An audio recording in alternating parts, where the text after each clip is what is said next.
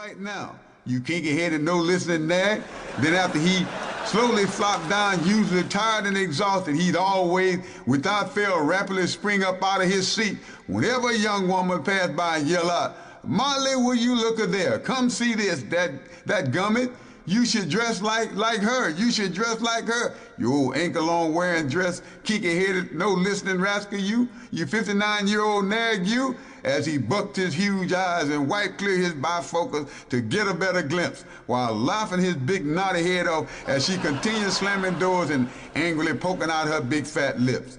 It didn't matter at all what work needed to be done around their small, nasty house as Miss Molly Freckman Payne mopped and scrubbed away. Mr. Willie Popeye Payne would flop down, stretch out his long legs, ashy knees, size 21 shoe, toe jam feet, right smack in the middle of their living room floor, and quickly fall dead asleep as he lay there wearing only his boxer shorts and loudly snoring like crazy all day long.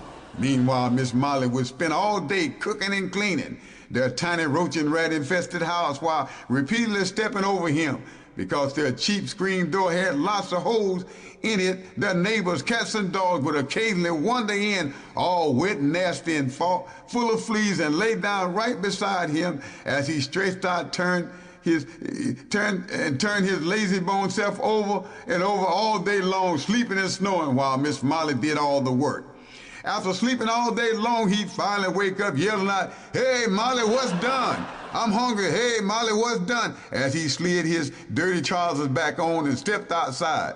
Then within minutes, as he stood there looking like a tall humpback Campbell, some young woman would stroll by, and in his desperate attempt to somehow straighten up and gaze at her, his huge bifocal eyeglasses would fall off his pipe-sunken face, and his further desperation to hurry and see, he'd get out on his hands and knees and find them as he'd angrily yell out, "Mercy be, Molly.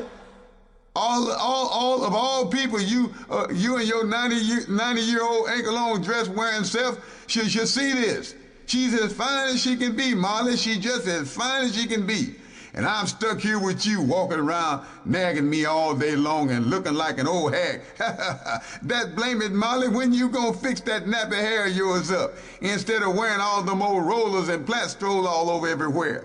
Spread it out everywhere on your head, nearly covering your wrinkled-up face. Molly, you hear me? Look here, fix up your nappy hair like that." Then as he stood there all bent over and still excited about what he saw, he started puffing on his long pipe and giggling his big head off just before Miss Molly would angrily storm her gray-haired robe-wearing self out and look at him where he was standing and dashing with his dirty dishwater all over his old wrinkled face as he stood there in front of the yard looking and now smelling like a large wet animal while Miss Molly yelled out, "That blame you, Willie, you tall humpback cranny crow, you. I look good enough for you, you bifocal wearing good for nothing smelly feet tramp. Willie, then them that young women don't want the likes of you, you bifocal wearing old idiot, you. Them young women don't want you. They don't want you. Don't nobody want you, especially them young women." Then she started laughing. "Ha, ha, ha, ha. Believe you me, Willie, you humpback bifocal wearing slob. Them there young women wouldn't have the likes of you under no circumstances, not the likes of you." And because he stood there still stinking, drenched all and wet as a catfish, Miss Molly couldn't help but love her makeup splattered roller field, plant-infested head off as she quickly strolled back inside. Then as he stood there looking stupid and drying his gray head, slump-shouldered humpback self off, out of the bleak blue sky, another young pretty woman would pass by, and just out of reflex, he would yell out, "Boy, oh boy, Molly, come look at this.